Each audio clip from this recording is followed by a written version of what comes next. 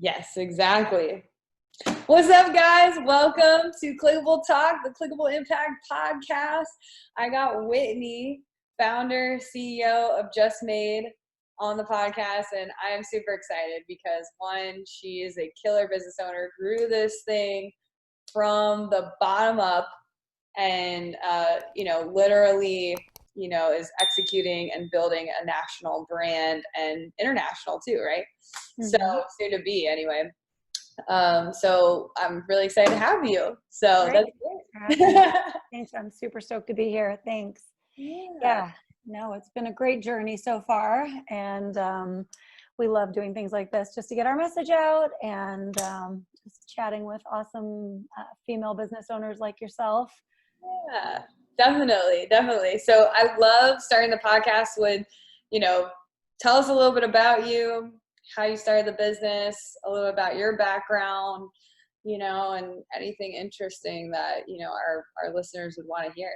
Sure. So, my background is I lived in New York City for my post-college career. I worked in the fashion industry in sales and marketing and always had a passion for baking on the side. I loved it. I did traditional baking at the time, but was gluten intolerant. So I would do a lot of gluten-free baking.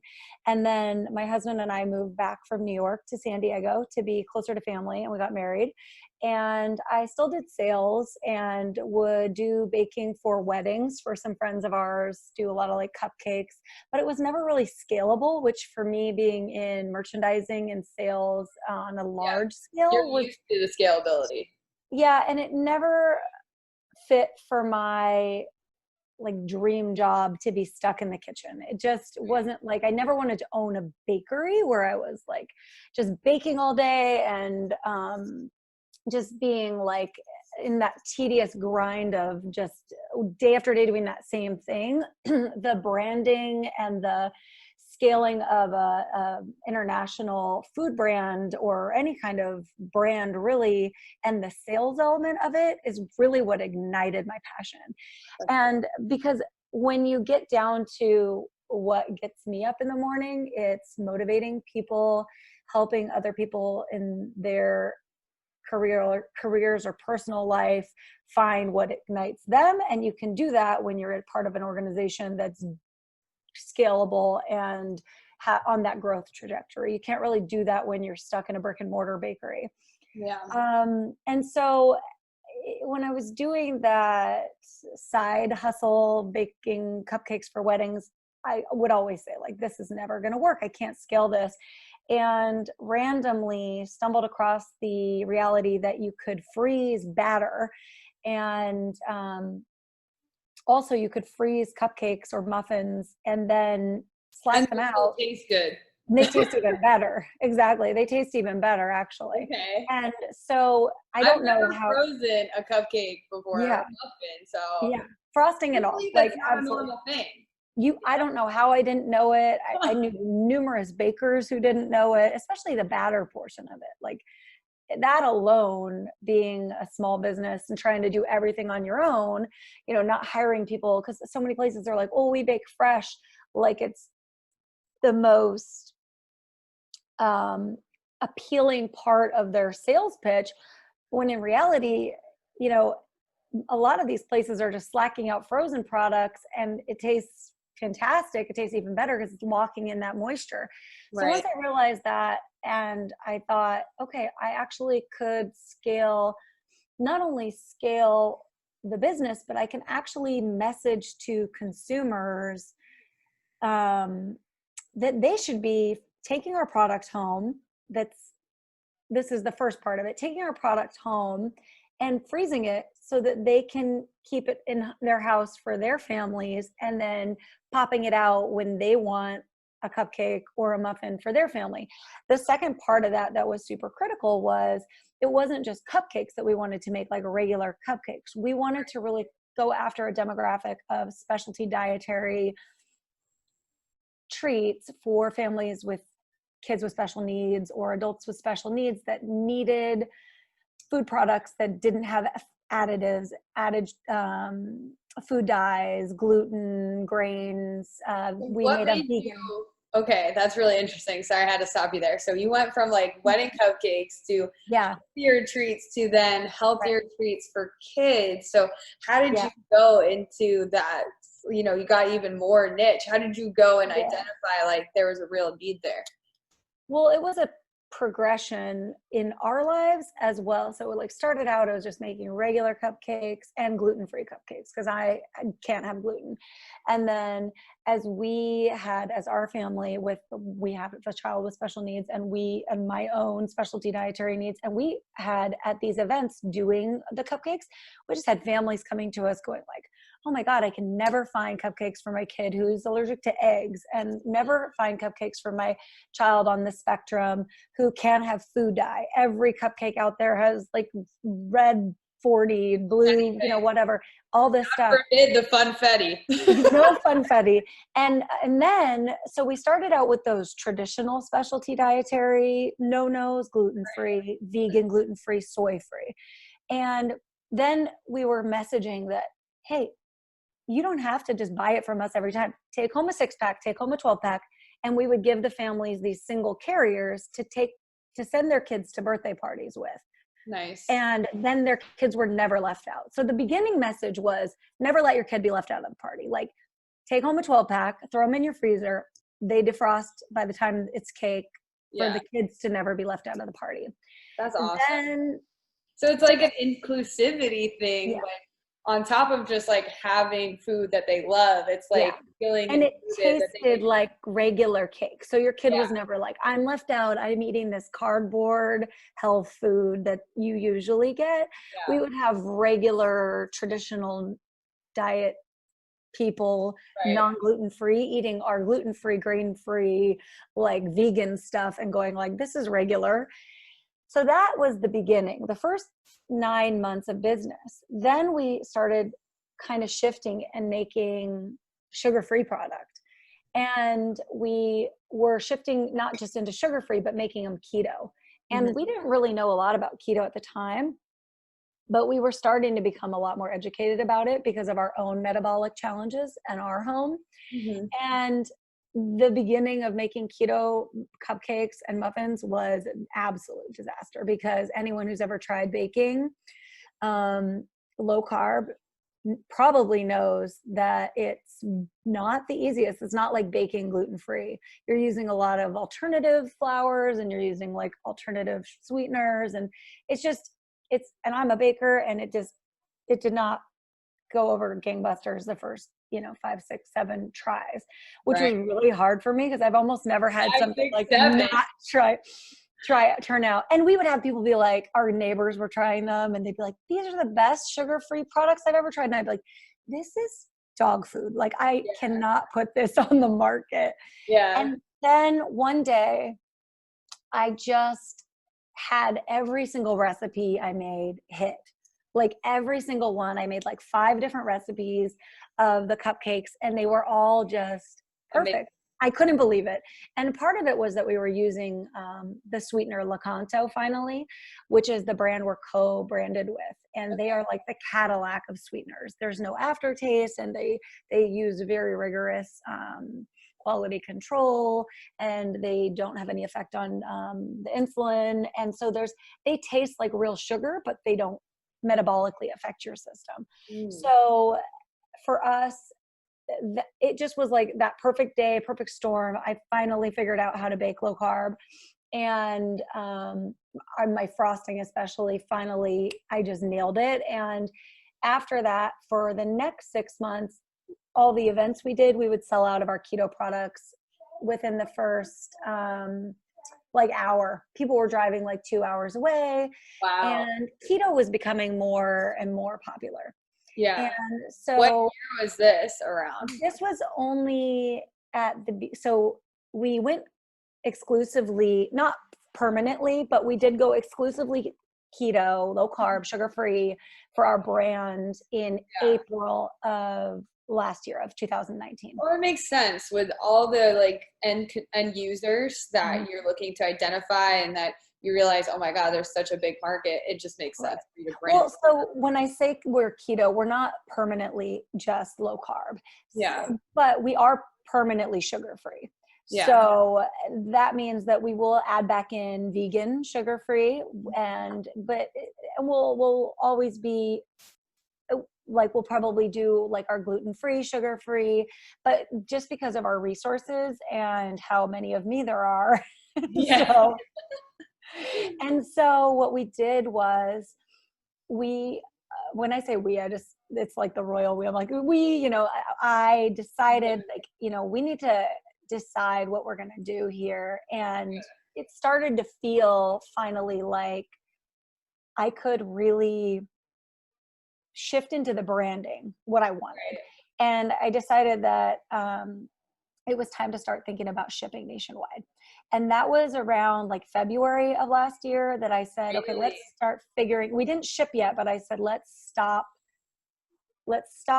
doing all these other, identifying with all these other specialty dietary groups, and let's shift into just made keto. Let's figure out what our brand message is, and let's figure out how to get frosting around the country and make them, and people can make them cupcakes at their own house.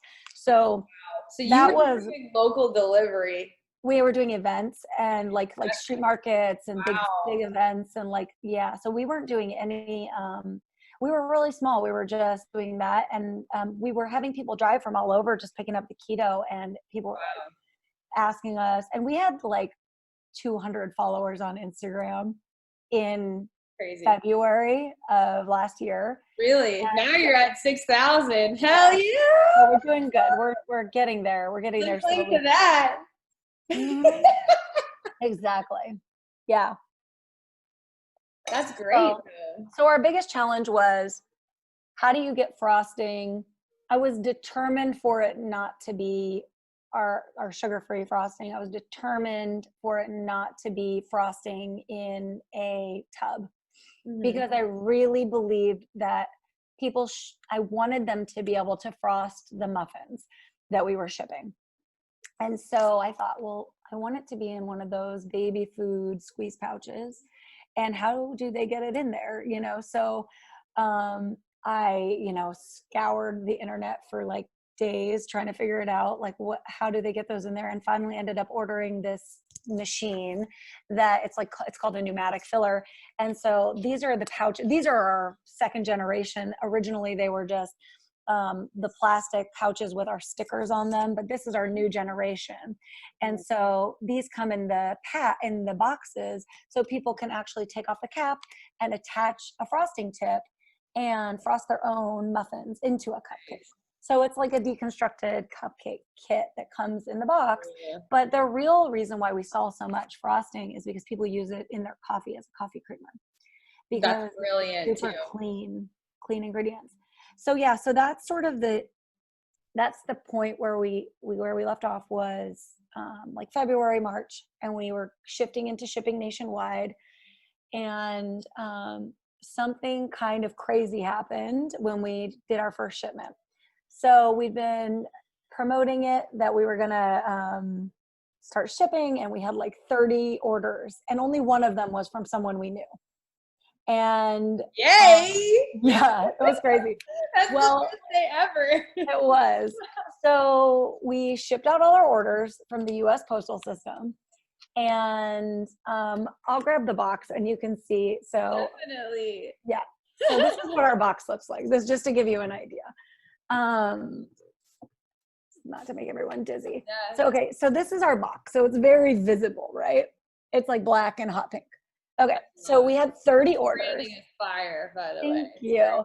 So we had 30 of those. They go out priority mail. All our orders go out priority mail. And thankfully, the one person we did know that ordered from us lives like 10 miles away. And she called us the next night at like 10 o'clock at night and was like, I think something's wrong. Yeah. This is how my box came. The inside was destroyed. It was opened up and destroyed. Oh no. So we had like 30, and like a lot of the other people that ordered were like keto influencers that just like to try stuff as soon as it comes out. So they're going to be like unboxing. Of So course. because she called us right away, we instantly called, texted, and emailed every person who ordered from us and said, listen, we're not sure if there's a problem, but we had a message from a customer that her box was destroyed in transit. So to make a long story short, it turns out that a worker from the postal service went in like insane, opened up all 30 boxes, left napkins behind, Oh no. smashed all of the muffins, and No. like then boxed them back up and shipped them to our customers on our inaugural shipment. So we had to rebake everything, priority overnight every single box, refund everyone. Yeah, so Like $5,000 $5,000 for the day. Yeah, totally. You're like And 10x we couldn't get, negative. yeah, like $5,000 out of pocket. Oh my God. And we couldn't get anything back from the postal service. Like, good luck fighting the government. No, definitely not. Right? So like day one, we just went under like $5,000. Like it was the craziest hurdle. How did you get through that? Did you laugh? Did you cry? I was just like, work harder. I would have just laughed. Like, I just was like, like that is literally the definition of going postal. Yeah. Like, Yeah. My husband was like, they must have a wife or a husband that works for another keto bakery because that's so crazy. Yeah, it's like competitor, insider shit right there. I mean, I will tell you, every postal worker I know that has heard that story is almost in tears. They're so upset about it. Yeah, they're so lovely. that's awful. Everyone is so lovely, and they're just like, how could this have happened? Well, it could have been worse. Thank God it was your cupcakes instead of a human. Right? Well, and also that's the best way to look at it. Do you know how many customers I have that would do anything to support us because of our customer service during that time? Yeah. They're like, I've never had a company with such customer service. Like, you basically like went in the whole like $5,000 right. just to get me my muffins. Yeah, you made it right. No, I definitely agree. When there's a wrong, I mean, you gotta go that extra mile, or else they're gonna remember. They're gonna remember. If we hadn't contacted them before they got their box and they just opened it up on Instagram, that would have just ruined it. That would have been awful. Especially if somebody was on like an Instagram live, like they would have. Do you know how many Instagram lives we have of people unboxing our product? Like hundreds. Oh God, yeah. Yeah. That would have been really scary. Well, I'm glad you made it right. That's definitely. She saved our lives. Yeah, that customer like legit saved our brand. One big learning lesson for sure is customer service. And I was talking about this earlier on a different episode, where customer service can be, it could be a barrier to you losing a lot of money, or like a big sales opportunity for you to upsell somebody or whatever it is. It's always a really good opportunity whenever somebody calls you, if they're calling and they're mad, or they're calling and they're happy, or just wondering where their order is. It's always opportunity to either upsell them or just make sure you always protect the brand. Mm-hmm. At that point, whatever business, Clickable and Just Made or whatever, you always, if it's just a situation where you can't win and you gotta make it right, then at that point, just be at peace with it, and then protect the brand at that point, making sure that they still have a good feeling about the brand at the end of it, because you don't want those Better Business Bureau ratings or whatever with those. Some people are such sticklers. It's like, oh my God, like they're going to write a lot of time on their hands. Yeah. They have a lot of time on their hands for some weird reason. Who knows why? I know. I can barely write a review when I'm thrilled, let alone when I'm unhappy. Yeah. It's so true. It's so true. One of the tools that we use, one of the softwares that we use for like automating reviews is called stamp.io. So there are ways of automating that and making sure people do give you like good reviews too. Yeah. We have Yachtpo, I think it's called, and it's pretty effective.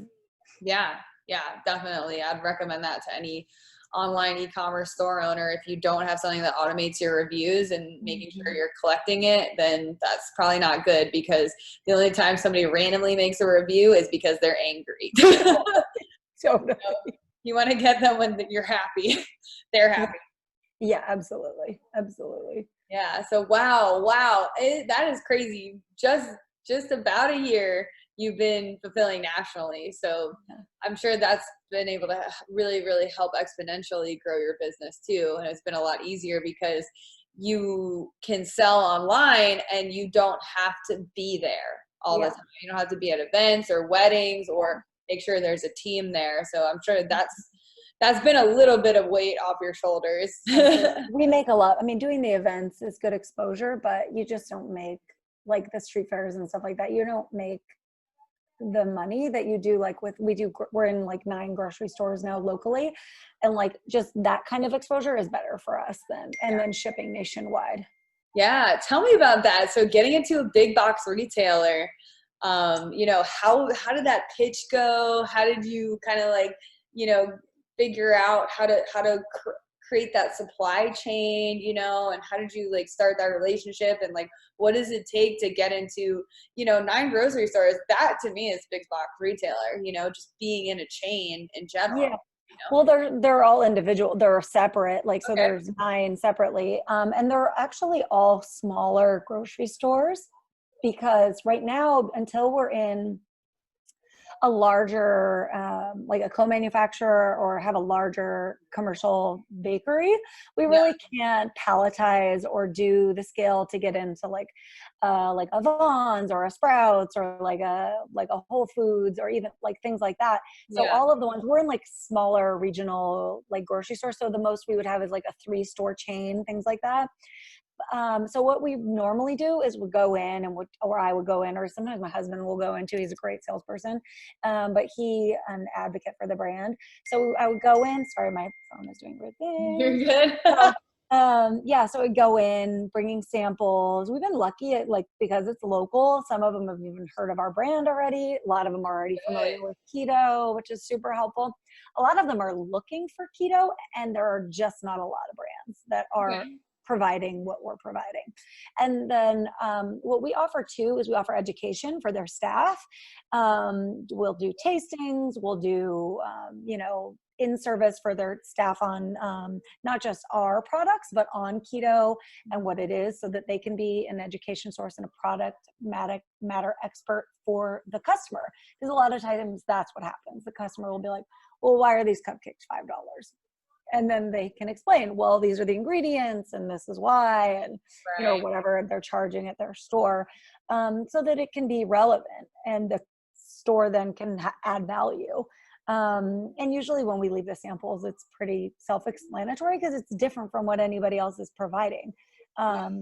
They taste like real dessert and they are healthy. So it's difficult to find something like that. Yeah. Even people really aren't keto. Cool.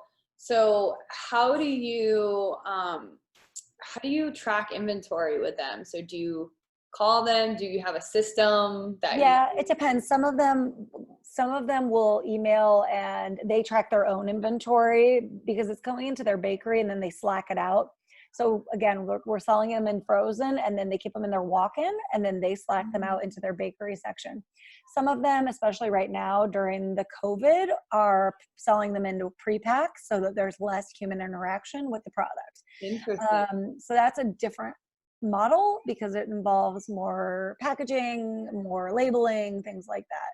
But the traditional model for us has been that we sell it in frozen, in 6-packs by flavor, and then they Slack it out into their bakery as needed, which is great because then there's no turn. We don't have any like freshness issues. That's a mouthful.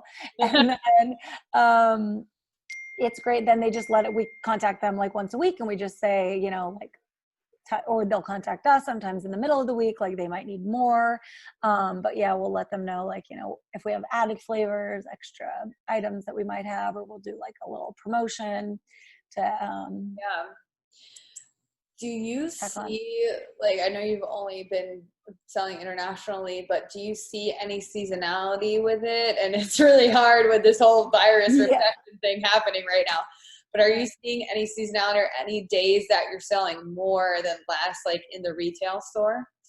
Yeah, I mean, well, you're definitely you see traditional holidays, but interestingly enough, for keto, sometimes traditional holidays people fall off of like a specialty diet. But I think it's a little soon for us to see many trends because keto is still taking hold of the general population. And we were just kind of starting to see that happen when the COVID crisis was happening.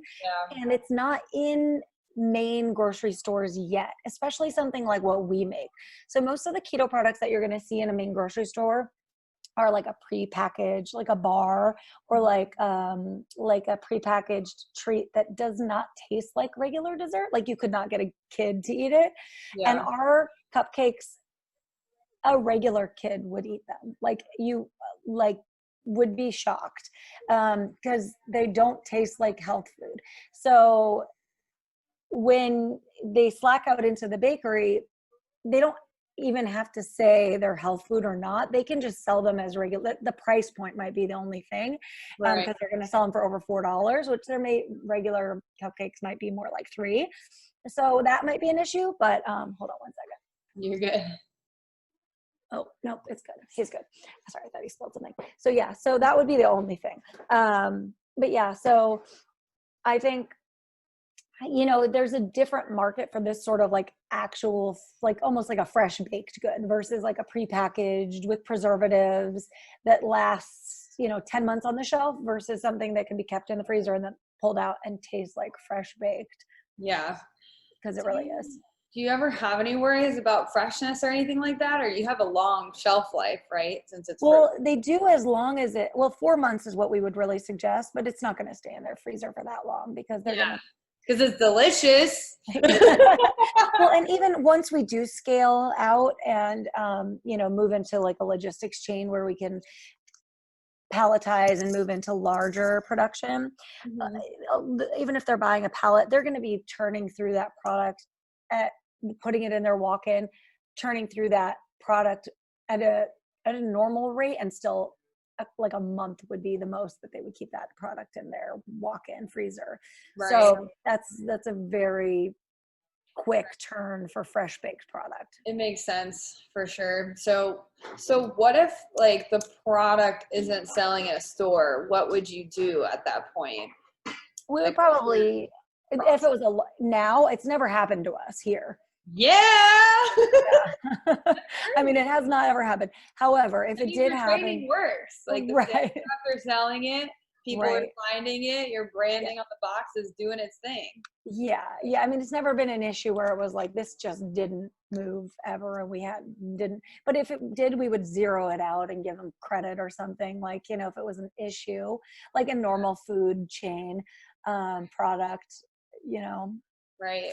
Yeah, I guess I was more so asking, like, do you usually go through a process on, like, is it this or is it that? Like, do you do a little strategy there, or is it just... Yeah, we would probably have a market down or promote it, but if it was, like, really an issue, we would, like, do a flash sale or something for the store, but, like, we go through phases with different flavors. If it's a true keto customer, one thing that they a lot of times like is looking at the macros. So like our cinnamon crumb is really popular because it has really low net carbs. It's also delicious. It tastes like delicious. It's really good. I'll have to place an order. I'll send you a box. I'll send you a box with everything in it. But so that's one thing, like we noticed that flavor always sells, but if you ask people like what's your favorite flavor, everybody's all over the board. Like every flavor has their cult following. Like peanut butter chocolate chip has like one of the higher net carbs. It has like 3.5 net carbs. But that's still super low net carbs for a cup. Yeah.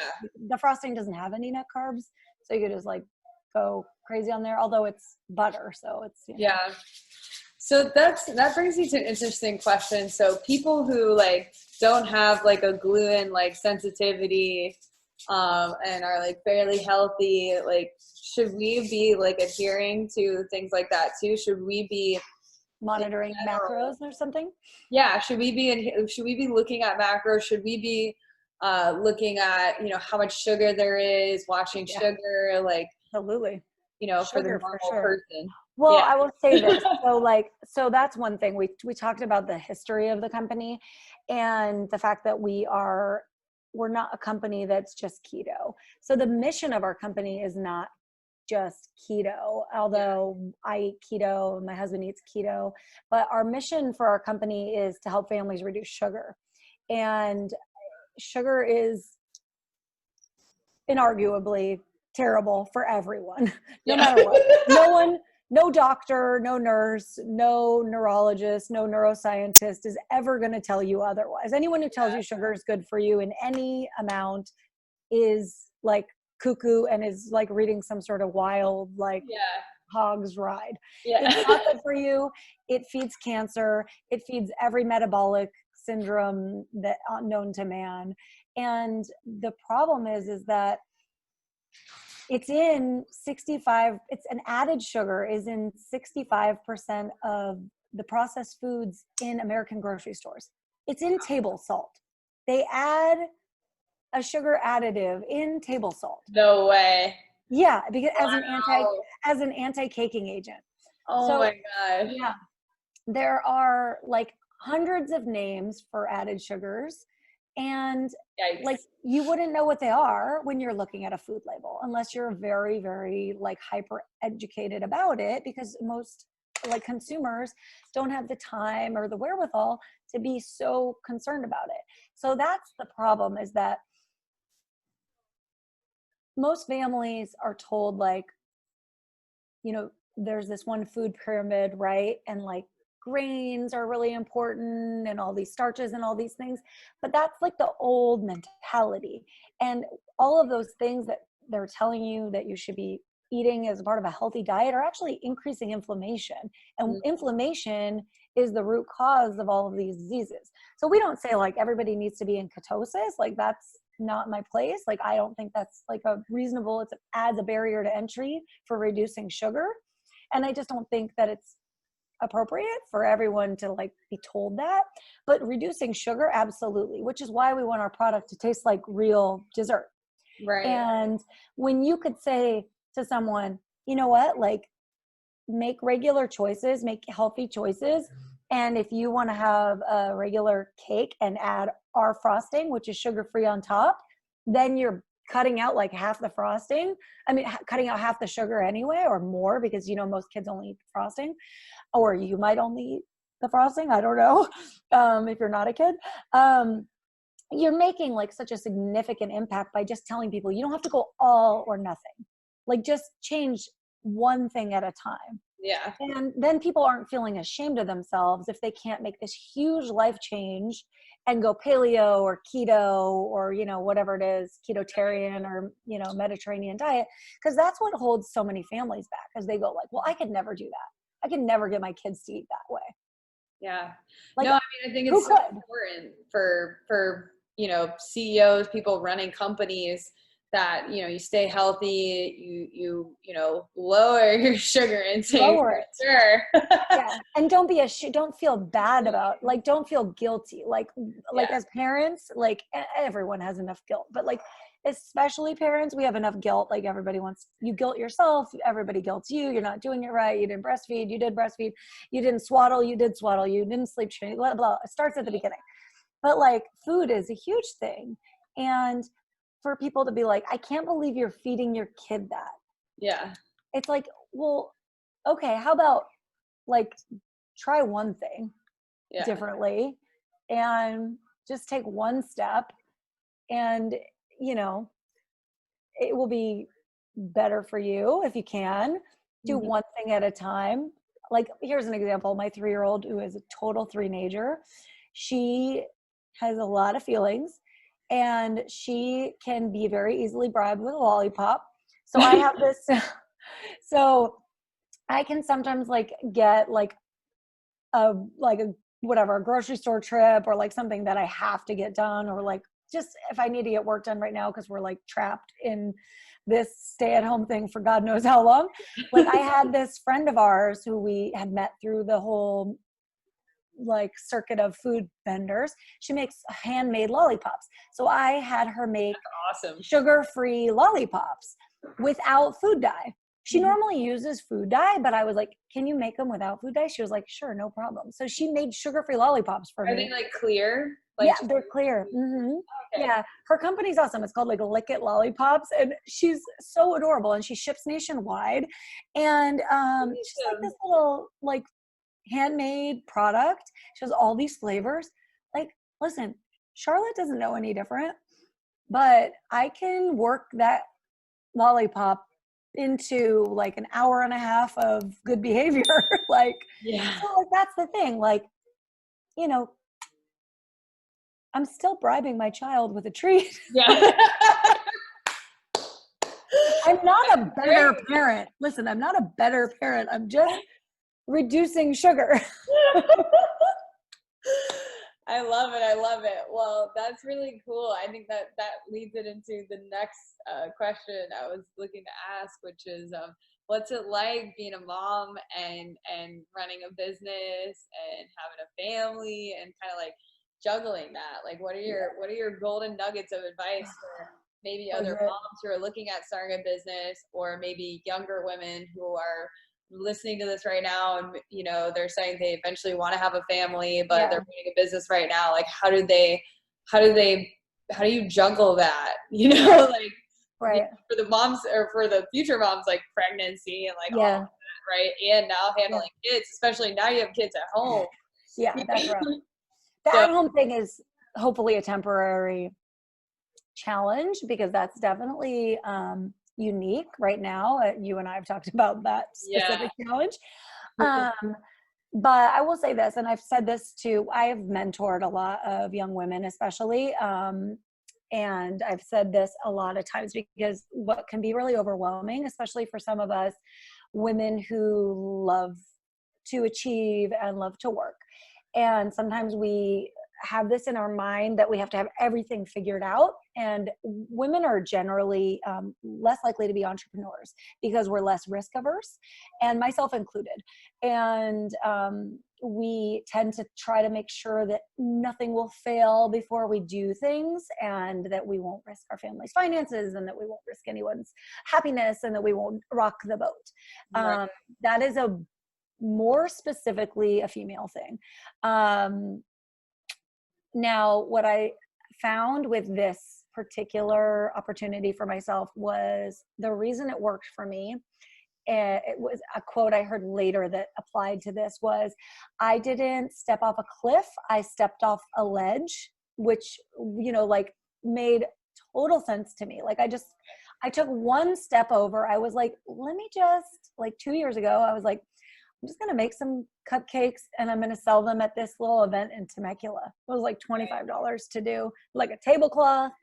No big deal. I didn't even, unless you're here from the food department, like I did not have any permits. Nobody asked. And then I was like, I got to apply for some food permits the next, week, when I was like, I could do this. Little by little, like a couple weeks later, got into the food kitchen, the commercial kitchen. And like, it was just like, right over the ledge. I didn't go, I need to have this entire planned out, which was very unlike me. And I also had the support of an incredible like team of other family members and women, like caring for my children, which was very helpful because that needed to happen. My best friend Trisha watched Charlotte and also my son after school, so I could actually do the business. And so without that, I really could not have started the business. So yeah, for me, that was it. That's really it, is like, don't try to have everything figured out. You can just start. Just start. Just start. Just do it. And that's okay. But that is a specific thing for women. We're very worried about upsetting the apple cart. Yeah. So just do it. Make sure you piecemeal it out into different segments. Don't think of taking the whole world on by storm.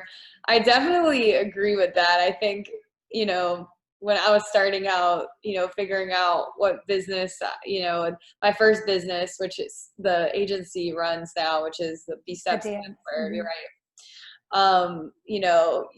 I guess women are just like genetically inclined to think like we always have to have it perfect, you know, and maybe it's a little bit of nature and nurture. So I've definitely learned to just build the plane as you're falling. Yes. That is the only way you're going to do it, because nothing's ever going to get done. Totally. You know? So I totally agree with that. So, you know, falling off a ledge instead of a cliff, and making sure you have a support system and lollipops. Sugar-free. Sugar-free. Otherwise, I'm paying for it later. Yeah, exactly. Well, that totally makes sense. And that's really cool that you're like teaching your kids now how to reduce sugar. Well, you know? I'm just talking to them about, the thing for me is that, especially with our son, who's really good about communicating about how food makes his body feel. Yeah. But if you don't talk to your kids or adults about how food makes you feel, you're going to have a lot of issues with food. And like, my son is great about it. He's 9 now. And, you know, he will say to me like, well, I think that made my brain like feel really bouncy or whatever later. You know, like we try to let him make a lot of the choices because he's 9. But like sometimes he'll make that choice, like when he's with friends or whatever, he'll be like, yeah, I chose to have that Slurpee at camp and feeling pretty bouncy, you know, like, and I'm like, well, we're going to pay for that, you know? Yeah. But like most of the time he'll be like, he'll tell places like at school, like, oh, I can't have food dye. Like they'll call me and they'll say, is he allergic to food dye? And I'm like, yeah. Yeah. Wow. Yeah. That's crazy. But yeah, no, I mean, I work out every day. And if I don't eat right, I definitely feel it. Like if I have too much popcorn or cookies or something, I'll definitely start feeling shitty. So yeah, it's true. It really is important to have a good diet, not only for that, in that sense of the short term, but the long term biomes in your stomach, you know? Totally. It's interesting just to be more educated as I've gone along. Just all the research I've done has really helped me figure out what's going on. You're like not only a foodpreneur, you're a like nutritionist, honestly. I don't know if I am now, but I just you're definitely closer than I am. I don't know if I'm an expert, but I definitely, it's all up here. I don't, you know, I would never like try to like coach anyone from a nutritional standpoint, but I just think like from my family's health, had to do so much research to help move things in the right direction. And we're not there all the way, but you know, we make steps all the time. You know, you have to when you have a medically complex family. Yeah, for sure. I mean, what's that saying? Necessity breeds like innovation or something like that, right? That is exactly my life. Yeah. Well, that's entrepreneurship too. Exactly. You know, exactly. So we talked a little bit about Instagram, right? So you had 200 followers last year. Now you have like thousands. Tell us your secret sauce. I don't know if it was a secret sauce. You know, was that? Obviously that turned into sales because now you have people buying, which, you know, I want to clarify everything here, guys, with likes and followers. With things like that, we call those vanity metrics, right? Those things themselves don't actually matter. What matters is conversion. People DMing you, are they ordering? Are they commenting comments that actually matter? Those are the things that matter. Yeah. And Whitney is actually built a following that like purchases products from her. So we want to hear her secret sauce. I think the biggest pivotal moment for us on Instagram, we learned so much. We went last year in June to KetoCon, and so I'm a very private person. So it was like a very big aha moment for me. We were there. Yeah. I'm great at connecting one-on-one. I don't mind at all. I can tell my story. I can tell my family story. I'll convert anyone to my mission one-on-one. Hell yeah. But I really was not putting anything out there online. And we went to KetoCon and there were like hundreds of influencers. Like I didn't know who anyone was. And we were the only one. There was a lot of similar products, but we had the only thing that was really like unique that was just our, like with the frosting. Yeah. And so tasted good. Well, I mean, there was a lot of really special products there, but we Yeah. were like so thankful because we already had a great relationship with Lakanto and they were right next to us. And then we had built this amazing relationship with Redmond Real Salt and they were supporting us and they were promoting us to people. And there were so many influencers there, but all the keto community is very like, they all know each other and everybody's super supportive of each other, but we didn't know who anybody was. So like anytime one of these influencers would come by any of the booths, all these people already know who everyone is, but I'm just like, don't know who anybody is. So I'm just talking to like every single person, which I would anyway. Yeah. Just like but everyone has a camera in your face the whole time. Like you're on TV the entire They're time. all influencers, so they're all grabbing content, of course. It's literally like the whole time. So it was like the biggest like, get over yourself. You're going live every 3 seconds. Like I thought I was gonna barf the whole time. I was like, okay, there's not enough CBD for this thing. So my phone keeps going off. So anyway, but the influencers were incredible and were so generous. A lot of them make their living off of this. Like they get paid percentages, they get paid to talk about brands. But after they met us, they were just like, and they heard our story about why we do this and our family and stuff. They were so generous talking about our brand. They were like giving me like the same tip every time. They were like, get over yourself, go live, which I'm still terrible about. But like, so every single one, like we probably had like 50 or 60 influencers like that we've sent stuff to that were promoting our product for free after KetoCon, just to be like, just they like it. And just to be like so generous and like just because they liked it and just like that they get paid for most brands and just so generous. Yeah. And just really genuinely thoughtful. And so we were really, that experience was great. And that really kind of launched our social media experience. So we learned a lot from that. And then now we've grown. I mean, you just have to you get what you put in. I mean, when my sales are down, it's because I'm busy, like, and I haven't posted. Yeah. And that's it. And I'm also really lucky. My cousin, Melanie, is like a social media genius, and she is is like a guru. She has been in the industry for many years and is at the top of her game. So I'll call and I'll be like, I don't know what I'm doing. And she'll be like, this is the way you use hashtags, grandma. And this is the way you do this. Because I just have no clue. So she'll call me and she'll be like, no, you can't do this on Facebook, but you can do this on Instagram. So she goes through, thankfully, she's helped me with so many things like that. I just have no clue because I'm just not, because I was just so private before. I was on the platform, but I just wasn't using it. Yeah. So that's a great point, because one really important element in social media is content.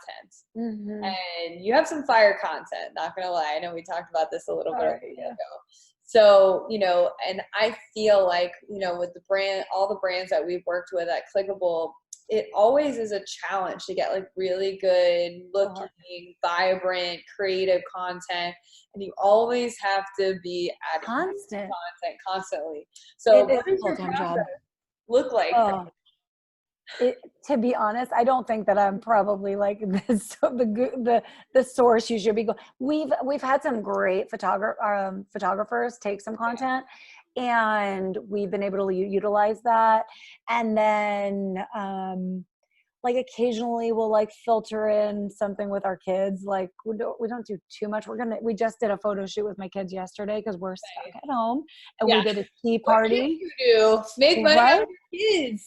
Right? I did a tea party. You're and not the only person I know that's doing that. Yeah, I was like, we're gonna just go ahead and do a cake party with a tea, and because so here's something that I did. So like a lot of the social media groups on Facebook, especially, they're all like no sales, no spam, you can't sell. Yeah. So I reached out to the admins of like 15 different groups, and I was like, listen, we're in a tight pinch. Like we're a small business. Our business is down. we need to reach out to your customers and keep our employees like working. And we are in your community, we are, and may not know of our brand, but we would really love if you would be flexible and post our post that says we're still shipping nationwide. We have a discount code, and just to collaborate with us to help us stay in business, because this is a hard time right now, and businesses are closing down. It's small business and it's tricky. And we've had a lot reach back out to us and say, like, we are being, we love that you're reaching out. Like, we'll be flexible, and send us the post and we'll share it. Nice. And they're really strict, most of these groups, and they have tons of like followers. So we're feeling really thankful that they're being flexible, because we're just trying to be creative, because like where one area of our business is okay, like the other area is struggling, so we're trying to be, and a lot of it is that I can't put in like time in one way that I would. So I'm trying to be flexible and pivot. Creative, for sure. Sounds like growing pains. Yay. That's what we all have, So when we first started Clickable, it was Camilo and myself, and I was running 2 other businesses at the time. So, I had the Dance Forward business, P-Steps, and I also had this other business called Florida Angel Nexus. Yeah. I sold that last year.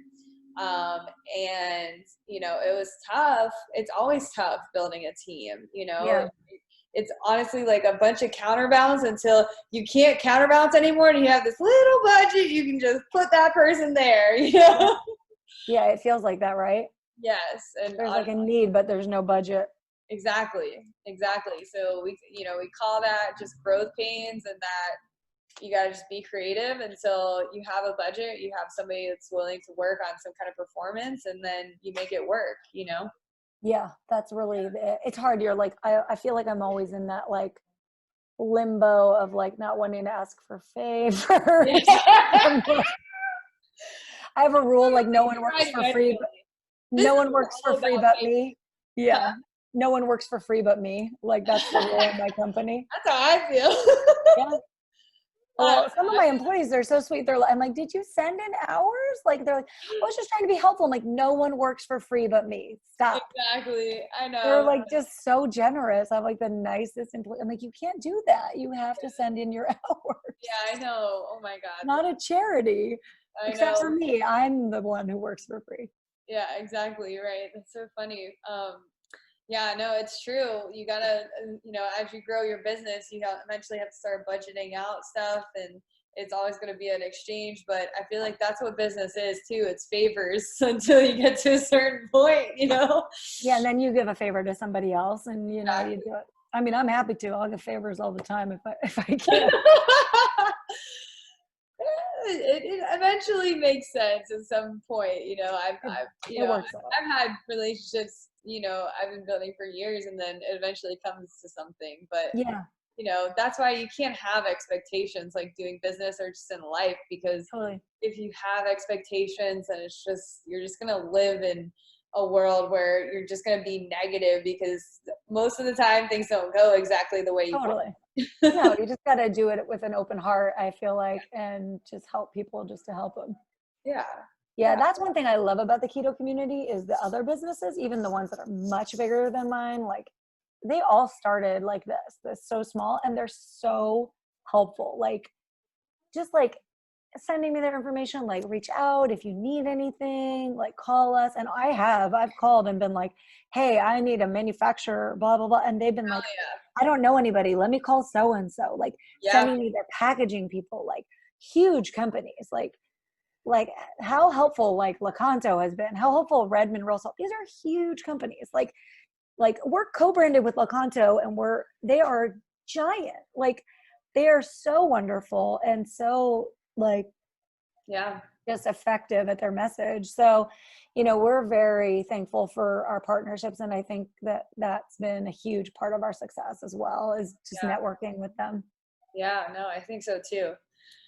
So I have a random question. Is Just Made your first venture ever? Did you do any other businesses before? Yeah, so I did some small business marketing, but it wasn't like branded. So that was just kind of me doing small business marketing on my own. But yeah, this is my first entrepreneurial venture. Okay. Yeah, no, that's true too. Anyway, making money, you know, that's a business.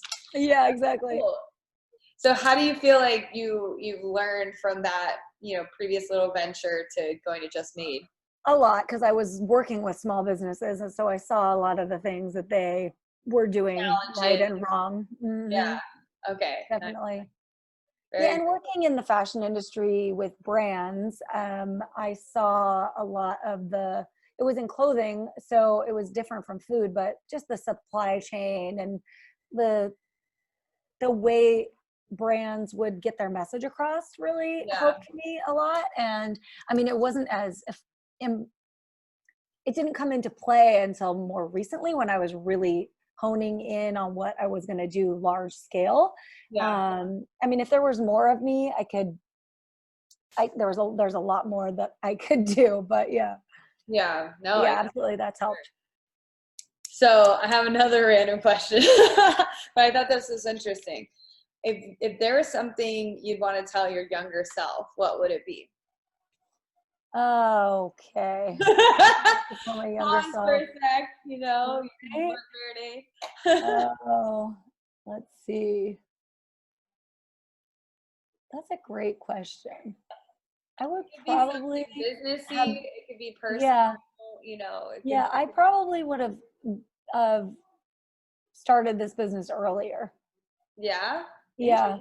Because I probably had like 3 years of floating before I did this business. Hey, sometimes I wasn't brave enough. I wasn't brave enough, really, until interesting. I think that's an interesting word to call it, floating. You know, I was blessed enough to start a really random dance footwear business while I was in college. So I had a fat salary from Pepsi. They were ready to hire me as part of their leadership development program, growing naked brands, and then I was like, no way. This whole thing, building businesses, is cool. You know, I want to build shit. I want to mold it and make it my own. Watch it grow. You know, I thought that was, and I felt such a different person. Like every month or 3 months, I was like growing, and I was like, wow, this is so rewarding. You know? Yeah, I completely get it. Yeah, I probably have come up with 15 to 20 ideas for like products, not necessarily food related. In the last, write them down. I did all of them. And then what would happen was, and some of them have been later like come onto the market by other people. Not that I've shared with them or anything crazy like that, but like, so I knew they were good ideas. But like, this would be the thing, to go back to the like, why do women not become entrepreneurs? Because I was risk averse, or I would think of all the reasons why it wasn't a good idea, or, you know, didn't want to rock the boat, or I already had a great salary, or whatever it was. And what would happen is I would go like, well, I have to figure out all the ways to make it work. But with this, because it was food, there was this great ease to it for me, because I could just step off the ledge. I could just do this little event in Temecula with no papers, and I could just jump right in, and then I could just take the next step. And then, I mean, if you saw pictures from where I was, it was less than 2 years ago, to like branding and packaging and like printed bags with the frosting instead of stickers. And you know what I mean? It's like, it's crazy. So, and if I ever could get a factory to put the frosting in these bags, it will be a GD miracle. So, I mean, you know, things like that, to me, it's like, I know that's a big deal, because I know it was only April of this last year that we started the frosting in these bags. So it's a big deal. And so I know that. So I'm like, I know all of those other ideas that I would come up with. Those were good ideas. And I would always be like, oh my God. And they would strike me like, this is a great idea. And then I would be like, you know, blah, blah, blah. And then I would just like drop it because of whatever reasons. So Crazy. Yeah. Crazy. So I think that there's always like, it has to be the right thing though, too. Yeah. This was the right thing. Yeah. And I feel like that thing happens again and again where you can always talk yourself out of doing something, but you really just have to, if it feels right and you just have to go full force, then just do it, Well, one nice thing about this too, what evolved from it is that it did become a mission for me, which was incredible because the it food aligns with your family and exactly. your life. So I can be an advocate, which falls into nourishing my soul because it's amazing, is that what really does make me happy. I love work. Like, I love it. Like, my husband's goal in life is to be wealthy so he can golf. He would love that. I want to keep working. Like, I love work. Like, I would love to work. I'm like, that would be great. I want to work. I want to start a foundation so that we can like help families reduce sugar, and we can teach in the schools like a program so kids can learn how to cook with like Lakanto and like use like sugar reduction products but still make it taste amazing. And desserts, we're already doing it in Williams School because they have a culinary program.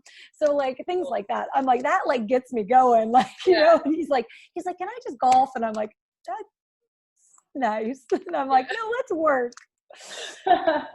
Well, so, one of our leadership team members, Mike, said, to everybody, because we were doing like a stress reduction workshop, and he was saying, guys, make sure you do at least one thing for an hour that you love, like hands down love. It's dinner with your family, or you hang out and play video games or whatever. You make sure that you do that, Totally. And that's really cool that it's and it's very similar with me too. It becomes it's just a lifestyle that you choose. If you're going to run this business, whether you're a CEO, board member, founder, whatever, especially a founder, because you got to bring that shit up. But, you got to like live it. You have to live it. It's a lifestyle that you choose, no matter what, because ain't nobody else going to bring this company forward other than you, Yeah. I mean, one other thing I will say about running a business is I really think it's important to be able to do every single part of the business that you're running. Right. So you understand and that you can lead effectively. Yeah. I mean, I, at every point have done, I always tease, like, I'm the baker and the secretary and the HR and the janitor and the, customer service and the social media. I mean, I have people that work for the company part-time, but I mean, at every point I have, and at some points I do every single thing depending, but like at every point I've done everything.